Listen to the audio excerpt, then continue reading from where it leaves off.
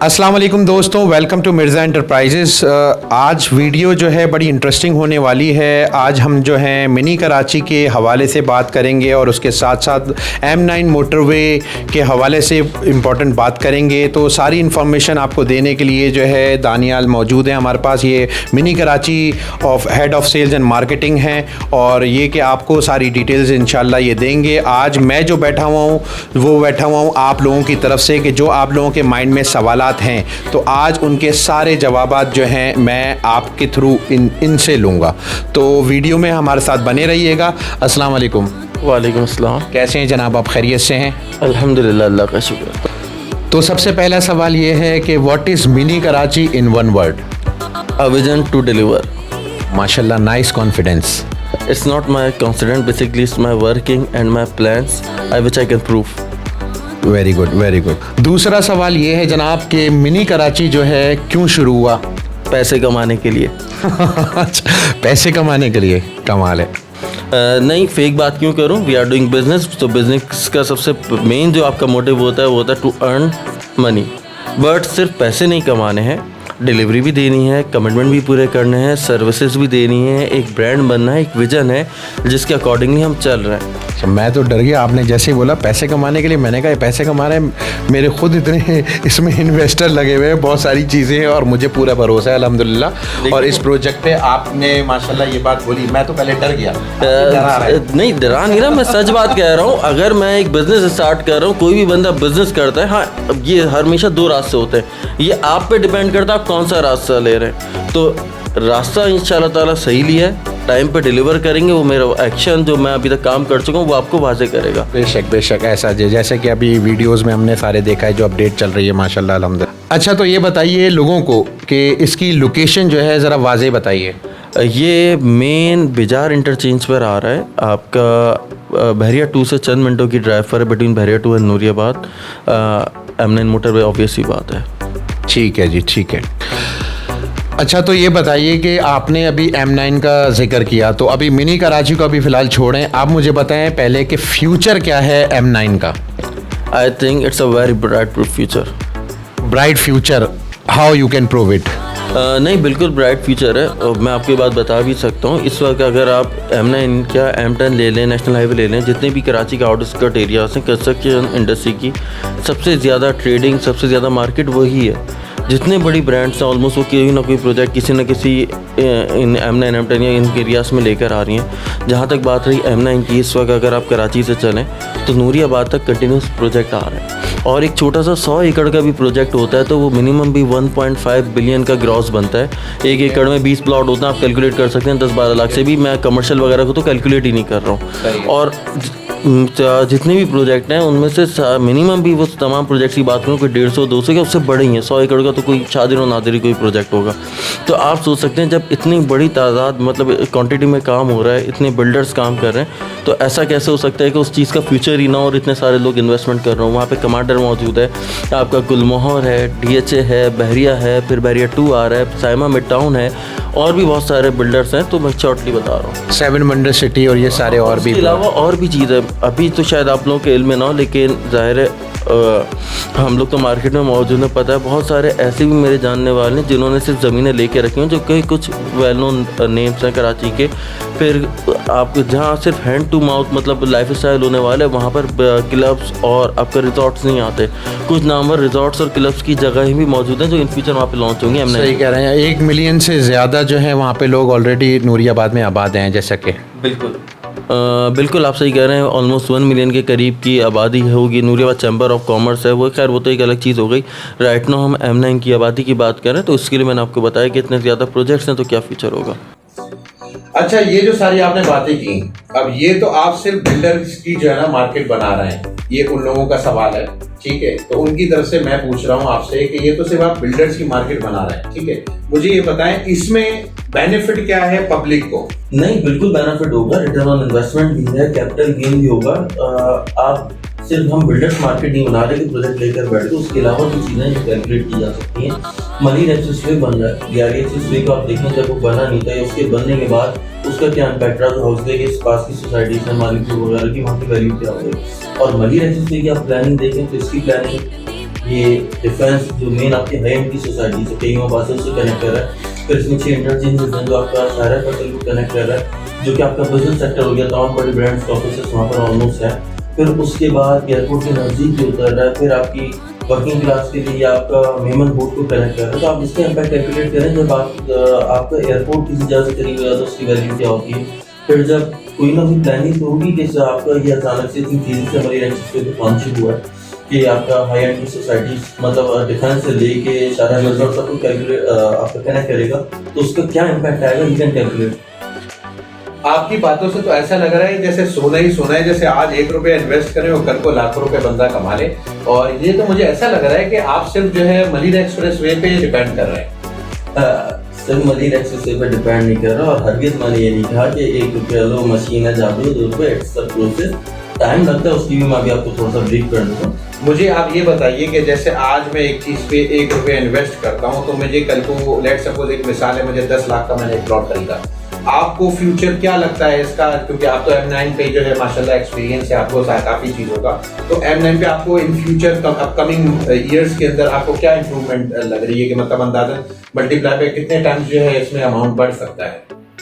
ये मेरा इन्वेस्टर्स की तरफ से सवाल है आपके। बिल्कुल प्रॉफिट होगा, जब आबादी आएगी, डेवलपमेंट होगी इंशाअल्लाह नियर फ्यूचर, तो उसके बाद आप लोग एक अच्छा प्रॉफिट एंजॉय करेंगे। अच्छा, तो मुझे ये बताइए, अच्छा प्रॉफिट तो एंजॉय कर लेंगे, मगर एक सवाल है मेरा जो इन लोगों की तरफ से है, वो ये है कि यार इतनी दूर कौन जाके रहेगा? बिल्कुल सही कह रहे हैं आप क्या, मैं भी जाके नहीं रहूँगा। तो फिर मेरा सवाल तो वैलिड है ना, मगर एक बात है। जवाब मैं आपको देता हूँ, आपने सही कहा, जैसे कि आप जाके नहीं रहेंगे, फ्यूल कॉस्ट मार देगी, इतनी दूर से आएगा कौन। इसी तरीके से लोगों ने एक वक्त सादी टाउन को कहा था, मैमार को कहा था, फिर बहरिया को कहा। मैं एक छोटी सी एग्जांपल देता हूँ। आज से कुछ टाइम, बल्कि काफ़ी टाइम पहले, मेरे जो डैड हैं उनके कज़न आपका शिफ्ट हुए थे अपना FB एरिया में। उस टाइम पे जो मेरे दादा की और पापा की रिहाइश थी आपका गुलशन 13D में थी, तो वो लोग उन्हें कहते थे, यानी ये समझ लें मेरे जो आपका दादा है उनकी बहन यहाँ पर शिफ्ट हुई थी, तो आना जाना होता था तो कहते थे यार कहाँ तुम लोग जंगल में आ गए हो, क्योंकि दादा का जो बिज़नेस ये इन लोगों का था वो सदर में था और गुलशन लास्ट उदू थी, तो आपका ये FB एरिया आना उन्हें उस टाइम के ऊपर जंगल लगता था। फिर उसके बाद एक टाइम अब ऐसा आया है कि पापा खुद यहाँ पे रहते हैं, मतलब हम लोग FB एरिया में रहते हैं उसी ब्लॉक के अंदर, और मेरा ऑफिस गुलशन में। और स्टार्ट के अंदर जब करियर का स्टार्ट लिया तो उस टाइम पे सदर फिर भी जाना होता था मुझे। अब ये है कि मैं आज सदर जाने को कोफ्त आती है, इवन अगर कुछ शॉपिंग करनी है और एनीथिंग, तो मैं 2-2 दिन तक या बल्कि हफ्ता 10-10 दिन तक सोचता रहता हूँ जाऊँ कैसे। मॉल्स बन गए, इजी एक्सेस है, शॉपिंग करनी है करीब में ही मॉल है, आपका ग्रॉसरी करनी है, सब कुछ जब मेरे सर्किल मेरी हुदूद के अंदर मौजूद है, तो मुझे उस साइड पे जाना है। वैसे ही कराची का ट्रैफिक मारता तो मुझे जाने का दिल ही नहीं करता है। आपका कहने का मकसद है कि आबादी बढ़ती जाती है, कारवां चलता रहता है, लोग चलते रहते हैं, लोग शिफ्ट होते रहते हैं, तो इस तरह आबादी की वजह से वो बढ़ता जाता है, ये कहने का मकसद है? नहीं, मेरा बिल्कुल ये कहने का मकसद है, लेकिन उसके साथ मैं आपको एग्जाम्पल से बता रहा हूँ। फिर अगर आप कराची की जो आबादी बढ़ी, मुझसे ज़्यादा आपने देखा है। 4 साल पहले मेरे भाई मुझे कहते थे कि यार बहरिया टाउन में कोई इन्वेस्टमेंट कर लेते हैं, कुछ कर लेते हैं, मैं बोलता था बेकार जगह है, फलाना टमाका ऐसा। आज खुद मैं 1.5 साल से बहरिया टाउन में रह रहा हूँ। बिल्कुल सही है। एक वक्त जब बहरिया बन रहा था मैं सुनता था यार ये जंगल में ले रहा हूँ, और किस रेटों में था। फिर आज मैमार 3-4 करोड़ पे पहुंचा, और मैमार के अंदर मेरे कई जानने वाले रहते हैं, अगर आप उन्हें जैसे बातचीत होती है वो मैमार की हदूद तक महदूद है। क्यों? जॉब भी वहीं पे कर रहे हैं, 8-10 हज़ार 15 हज़ार कम में भी जॉब मिल रही है, तो अपने घर रिहाइश के पास ढूंढे कि शहर कौन आएगा, कॉस्टिंग मार देगी, ये चीज़ें कैलकुलेट होती हैं। फिर सादी टाउन को देख लें जो 2 दफ़ा डूबा भी उसकी बारिशों में, उसके बाद आज उसका 1 करोड़ क्रॉस कर चुका है। तो आबादी बढ़ी है। तो मेरा एक कज़न ने एक फ्लैट लिया, मैं आपको एग्जाम्पल्स के साथ बता रहा हूँ, आपको माजी करीब की बात कर रहा हूँ, आज से 5-7 साल पहले उन्होंने एक फ्लैट लिया आपका सराबगुट से आगे कहीं पर, तो बाकी सब कज़न कहने लगे 22 लाख का एक लिया था और पैसे भी 17 लाख थे, बाकी 4-5 लाख रुपये उधार किए थे उन्होंने। तो तुम्हें क्या रिटर्न होगा, क्या होगा, लेकिन उस बंदे ने किसी की नहीं सुनी, ले ली, और लास्ट ईयर उन्होंने सेल किया है आई गेस 52 या 53 लाख में। स्पेशली जो है लैंड जो है वो उसकी कॉस्टिंग बढ़ती ही जाती है, कभी प्राइस नीचे नहीं आता। सिर्फ कुछ ऐसे प्रोजेक्ट्स हैं जैसे बहरिया हो गया या कोई और प्रोजेक्ट्स हो गए, उनमें कहीं अप एंड डाउन होता है, मगर फिर भी जो भी है इंक्रीजिंग की तरफ है, डिक्रीजिंग नहीं होती। बोलता हूँ ज़मीन हमेशा आपको देकर जाएगी, बस शर्त ये उसे ज़मीन होना चाहिए। आप समझ रहे हैं? नहीं, क्या बाद में बिल्कुल पता ही कर रहा हूँ, मतलब जेन्युइन कर रहा हूँ। अगर एक ज़मीन आपने ले ली एक बंदे से जो ज़मीन एग्जिस्ट ही नहीं करती, और कराची के अंदर तो आप उठा के देख लें जिस स्पीड से आपकी वैल्यू बढ़ रही है, और उसका रीज़न भी, we are the 3rd largest city in the world after Shanghai and Beijing. वो अराउंड 1.8 बिलियन की आबादी है। वो भी आपको पता है कि हमारा एक्चुअल सेंसस नहीं है, जिस दिन सेंसस होगा उस दिन फिगर कुछ और होगी। और फिर पोर्शंस की मार्केट आपको पता है, पोर्शंस की मार्केट कितनी डाउन हुई है, जो कोर्ट के इश्यूज हैं। मैं उस टॉपिक पर नहीं आ रहा, ये सही है गलत है टूटेंगे, दैट्स अनदर टॉपिक।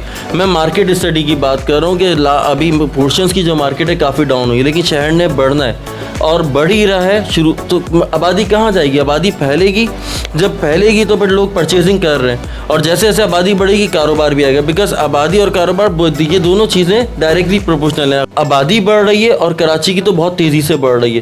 तो अब दूसरा लोगों का ये भी सवाल होता है कि भाई ये बताइए कि हमने चलो इन्वेस्टमेंट कर दी, लोग रह भी लिए, सब कुछ हो गया, मुझे तो पहले ये चीज़ बताया, बंदा इन्वेस्टमेंट करते हुए सबसे पहले होती है अथेंटिसिटी ऑफ द प्रोजेक्ट। आपने प्रोजेक्ट अथेंटिसिटी बताया, तो उसके बारे में बताइए आपके पास कौन सी क्या क्या एनओसीज़ हैं, मिनी कराची स्मार्ट सिटी की एनओसीज़ क्या क्या हैं, ताकि लोगों को पता चले कि भाई हमारे पास ये चीज़ें हैं। मैं बताऊँ कि मिनी कराची ने सिर्फ M9 के ऊपर अपना प्रोजेक्ट नहीं बेचा, बल्कि जो मेरा विजन रहा है कि हम लोगों को एजुकेट भी करें। सही है। तो कि हमने सिर्फ एक एनओसी नहीं दिखाई कभी कि ये एसजी की फाइनल एनओसी है या एसबीसी की एनओसी, यूजुअली जो प्रैक्टिस है, हमने लोगों को एजुकेट किया है कि व्हाट आर दी स्टेप्स। हमने काफ़ी हद तक M9 के ऊपर लोगों को एजुकेट किया, क्योंकि मेरे पास अगर कोई बंदा आता है हम उसे सीरीज ऑफ एनओसीज दिखा रहे होते हैं। स्टेप्स है ना इसमें, आप मतलब एनओसी एक या दो नहीं, सीरीज ऑफ एनओसीज अवेलेबल है हमारे पास अल्हम्दुलिल्लाह। फाइनल एनओसी एसजी की फाइनल एनओसी दिखा रहे हैं, लेकिन उसके पीछे के स्टेप्स है कि पहले आप ज़मीन लेते हो, आपने उसकी सेल डीड करवाई, आप पावर पे काम कर रहे हो, आप जेबी पे काम कर रहे हो, उसके बाद आप उन खातों का चौकड़ी सर्वे करवाते हो, चौकड़ी सर्वे के बाद आप फॉर्म 7 लेते हो, फॉर्म 7 लेने के बाद ज़ाहिर है वो आपके नाम पर होता है। फॉर्म 7 आपने ले लिया, उसके बाद फिर आप एसजी से एनओसीज के लिए अप्लाई करते हो,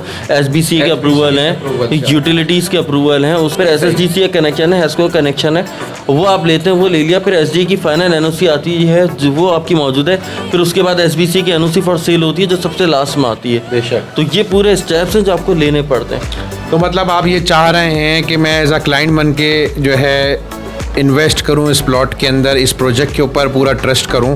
तो आप लोगों के जितने भी सवालात थे वो मैंने पूरी कोशिश की कि आप बन के मैं सवाल करूं इनसे। और आपने जो बात कही है, मैं कभी ये नहीं कहता आप परचेज़ करें, मैं बोलता हूँ जहाँ पे भी परचेज़ करें पहले आप कंपैरेटिव एनालिसिस कर लें। कंपैरेटिव एनालिसिस का मतलब ये होता है कि प्रोजेक्ट कब लॉन्च हुआ, कितना टाइम हुआ, डॉक्यूमेंटेशन कब ली है, और वो डिलीवर कितने टाइम में करेंगे क्या। अच्छा, तो लोगों को ये बताइए कि ये जो मिनी कराची स्मार्ट सिटी है, मुझे तो पता है, इन लोगों को बताना है कि प्रोजेक्ट जो है लॉन्च कब हुआ था। देखिए हमारी लॉन्चिंग जनवरी 2022 की, ठीक है। जो हमारा सबसे बड़ा प्लस पॉइंट है वो यही है कि जैन में हमने लॉन्चिंग की है। अच्छा, जब लॉन्चिंग की थी, यूजुअली ये फैक्ट्स बताते नहीं, लेकिन मैं आपको बता भी दूं, जब लॉन्चिंग की थी जनवरी के महीने में, no one knows what is mini Karachi, we are is mini Karachi था। आपने स्टार्ट किया 13 फरवरी को, हमने डेवलपमेंट का काम का आगाज़ किया था। जनवरी में हमने एनओसीज़ के लिए अप्लाई कर दिया था। 13 फरवरी को जब डेवलपमेंट के काम का आगाज़ हुआ तो फिर हम क्लाइंट्स को लेकर गए, वहाँ पर दिखाया। उसके बाद हमारी सेल्स थोड़ी बढ़ना शुरू हुई थी। ऑलमोस्ट फरवरी के मंथ तक हमने 5% सेल की होगी ओवरऑल सोसाइटी की। 2100 के करीब प्लॉट्स हमारे पास, 2100 प्लस। मार्च के अंदर जब हमारा एक और इवेंट हुआ 23 मार्च का, तो लोगों ने देखा यार इन्होंने सिर्फ सोसाइटी का फ्रंट नहीं बनाया जो यूजुअल प्रैक्टिस होती है, पूरा जो 124 स्टेप बाय स्टेप आपने जो है चीज़ें जो है कंप्लीट की। नहीं, हमने जो मेन 150 फीट वाला रोड है वो पीछे तक डाल दिया। 23 मार्च का इवेंट सोसाइटी के लास्ट हिस्से पर। और M9 की प्रैक्टिस ये है कि जब तक आप ज़मीन ओन नहीं करते, आप उस पर पैसे नहीं दिए तो आप काम नहीं कर सकते। हमने लास्ट के स्टेज, तो वहाँ से हमारे जब लोगों ने डेवलपमेंट देखी तो हमारी सेल्स बूस्ट की। और फिर मार्च से अब तक का स्टेटस ये कि अल्हम्दुलिल्लाह more than 40% of society sale कर चुके हैं। क्योंकि वजह ये है कि 30 फीट की और 60 फीट की वाज़े गलियाँ मौजूद है। अच्छा, 13 फरवरी से अब तक का टाइम कैलकुलेट करें, अराउंड 6 और 6 मंथ्स प्लस बनते हैं, जिसमें से 1.5 महीना बारिशों का निकालते हैं, 1 महीना रमज़ान का निकालते हैं। तो 4 महीने की मेरी प्रोग्रेस है, वो भी इस अनसर्टेन इकोनॉमिक कंडीशन के अंदर। जैसे उसके बावजूद मिनी कराची ने अपनी डेवलपमेंट नहीं रोकी। और अल्हम्दुलिल्लाह स्टेटस ये है, हम एक साइड की बाउंड्री प्रोजेक्ट की कंप्लीट कर चुके हैं। प्लॉट टू प्लॉट डिमार्केशन काफ़ी हद तक कर चुके हैं, 150 फुट वाला रोड डाल चुके हैं। से एक कंपनी को हमने सीडलेट्स का कॉन्ट्रैक्ट दे दिया है, आपका साइड ऑफिस बन रहा है, 70% कंस्ट्रक्शन हो चुकी है। और अगर मुझे ऐसा नहीं, मुझे मार्केट करना नहीं आता, मैं बहुत अच्छे तरीके से मार्केट कर सकता हूँ। साइड ऑफिस बनाऊँ, 6 महीने तक उसको अलग अलग एंगल से मार्केट करूँ कि ये साइड ऑफिस बन रहा है, फिर टाइम लेना है, उसके बाद में पौधे उतारने मैं मार्केट करूँ, पौधे आ रहे हैं, पौधे आने के लिए 2 महीने ले जाऊँगा, उसके बाद फ्रंट के ऊपर पौधे लाऊंगा, जो पौधे ज़मीन ट्राई करती है, फिर पता चलता है कि ज़मीन को सूट करे या नहीं करे, वो जल जाते हैं, फिर नया काम करूं, फिर वापस पौधे मंगाऊं। ये टाइम लेने के लिए एक एक काम करके उसको मार्केट करना टैक्टिक्स होता है। सही। मैंने सैंपल के लिए सागवान के पौधे उतरवाए थे, ऑलमोस्ट 40-50 के करीब पौधे उतरे थे, वो फिर पता चला। अब मैं खजूर के दरख्त मंगवाए हमने, लेकिन ये है कि चीज़ें साथ साथ चली, मल्टीपल काम एक साथ कर रहे हैं, क्योंकि हमारा फोकस ये है कि 4 साल में डिलीवर करना है। सेल हमने जो की है वो on the basis of our development की है, क्योंकि we believe action speak louder than word. हमारा एक्शन बोला है तो लोगों ने खरीदा है। आवर फोकस है, जब एक चीज़ ज़मीन पर नजर आएगी, फिजिकली 100 बंदे लेंगे, उस पर काम कर रहे हैं। क्योंकि बहुत सारे प्रोजेक्ट ऐसे भी हैं जहाँ पे जिनकी मार्केटिंग बहुत ज़्यादा हाई लेवल पे हो रही है, मगर उनके मैं पसंद नहीं करता बेसिकली। तो उसमें बहुत सारे मसले हैं, बहुत सारे एनओसीज के इशू हैं, लोग धड़ाधड़ खरीदे चले जा रहे हैं। मगर मैं खुद इस प्रोजेक्ट के ऊपर, इसलिए मैं इसी प्रोजेक्ट की ही फर्स्ट मेरी मार्केटिंग है मिनी कराची स्मार्ट सिटी की, क्योंकि ओनर अथेंटिक हैं, प्रोजेक्ट की सेल डीड बनी हुई है, वो सब लीज करके देंगे, एनओसीज आ चुकी हैं। देखिए, अब आप पहले आए थे तो क्लाइंट की तरह बात कर रहे थे, अब आप मेरे साथ एजेंट की तरह बात कर रहे हैं। तो एजेंट की बात ऑलरेडी कन्विंस। हाँ, अल्हम्दुलिल्लाह मैं कन्विंस हूँ, मैं तो ऑलरेडी कन्विंस था। मैंने इनको, आप लोगों को, सॉरी वीडियो बहुत लंबी हो गई, मगर उम्मीद है आपकी सारी जो चीज़ें हैं, जितने भी डाउट्स हैं, वो पूरा माइंड आपका क्लियर हो गया होगा। तो ये आप लोगों के लिए वीडियो हमने बनाई थी, उम्मीद है आपको वीडियो अच्छी लग रही होगी। आपका बहुत बहुत शुक्रिया, thank you so much for your time. Daniyal, आपका बहुत बहुत जज़ाकल्लाह। उम्मीद है आपके सारे कॉन्सेप्ट क्लियर हो गए होंगे, और जो है आपको वीडियो अच्छी लगी तो लाइक कीजिएगा, और अपने माइंड को क्लियर करके जल्द से जल्द मिनी कराची स्मार्ट सिटी पे इन्वेस्टमेंट कीजिए। आगे जाके M9 पे जो है अल्हम्दुलिल्लाह बहुत ज़्यादा जो है मार्केट उठने वाली है, तो लिहाजा जल्द से जल्द आप बुकिंग की करवाइए। और बस उम्मीद है आपको वीडियो अच्छी लगी तो लाइक कीजिएगा, चैनल को हमारे सब्सक्राइब कीजिएगा, और बेल आइकन को ज़रूर प्रेस कर दीजिएगा, ताकि तमाम आगे आने वाली वीडियोज़ जो है आपको मिलती रहें। और हमारा इंस्टा, फेसबुक, ट्विटर, लिंक्डइन, जितने भी सोशल मीडिया के लिंक्स हैं वो हम डिस्क्रिप्शन में डाल देंगे, आप उनको जो है ज़रूर फॉलो कर लीजिएगा। मिलते हैं नेक्स्ट वीडियो में। Thank you so much once again Daniyal, nice to talking to you. काफ़ी मैंने आपको तंग करने की कोशिश की थी ताकि लोगों के माइंड जो है, डाउट्स जो है क्लियर हों। आपने बहुत बहुत अच्छे तरीके से कोई मसला नहीं है। ठीक है जी, बहुत बहुत शुक्रिया। मिलते हैं नेक्स्ट वीडियो में। अल्लाह हाफिज़।